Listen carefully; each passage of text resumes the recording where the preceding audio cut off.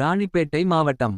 ராணிப்பேட்டை மாவட்ட வழியாக சென்னை பெங்களூரு தேசிய நெடுஞ்சாலை செல்கிறது. இதில் இரு பெருநகரங்களுக்கு இடையே அமைக்கப்பட்ட தேசிய நெடுஞ்சாலை வழியாக தினமும் ஆயிரக்கணக்கான வாகனங்கள் செல்கிறது. இந்நிலையில் ரத்தினகிரி பகுதியில் உள்ள சென்னை பெங்களூரு தேசிய நெடுஞ்சாலை மேம்பாலத்தின் தொடக்கத்திலே இணைப்பு சாலை மற்றும் நெடுஞ்சாலை தாழ்வாக உள்ளதால் மழைக்காலத்தில் மழைநீர் குளம் தேங்கி நிற்பது தொடர்கதையாகி வருகிறது.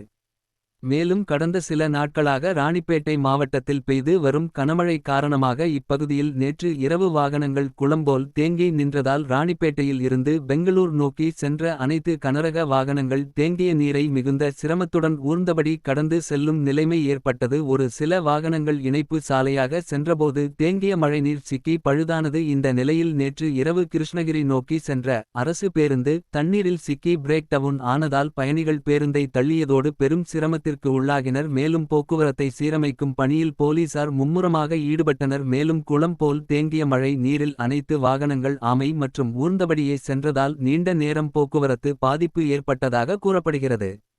இதேபோல் இன்று சிஎம்சி தனியார் மருத்துவமனை அருகே உள்ள தேசிய நெடுஞ்சாலை மற்றும் இணைப்பு இரு சாலையிலும் குளம் போல் தேங்கிய மழை நீரில் இருசக்கர வாகனம் முதல் கனரக வாகன ஓட்டிகள் மிகுந்து சிரமத்துடன் குளம் போல் தேங்கிய மழை நீரை கடந்து செல்லும் அவல நிலை ஏற்பட்டது. மேலும் பூட்டுத்தாக்கு மேலகுப்பம் செல்லும் இணைப்பு சாலையில் மழைநீர் ஆறு போல் பெருக்கெடுத்து ஓடியதால் அப்பகுதியிலும் பொதுமக்கள் மற்றும் வாகன ஓட்டிகள் பெரும் சிரமத்திற்கு உள்ளாகினர். அதேபோல் பூட்டுத்தாக்கு மேம்பாலத்தில் இன்னமும் தார் சாலை அமைக்கப்படாமல் உள்ளதால் போக்குவரத்து நெரிசலை குறைக்க அந்த பாலத்தை அதிகாரிகள் அவசரகதியில் திறந்துள்ளனர். அதன் அருகே உள்ள இணைப்பு சாலையில் ஏராளமான பள்ளங்கள் ஏற்பட்டு இணைப்பு சாலை கடந்த சில மாதங்களுக்கு முன்பு அமைக்கப்பட்டது. ஆனால் தற்போது பெய்த கனமழைக்கு பள்ளங்கள் அதிகமாகி போக்குவரத்து நெரிசலேற்படுவதாக தெரிகிறது.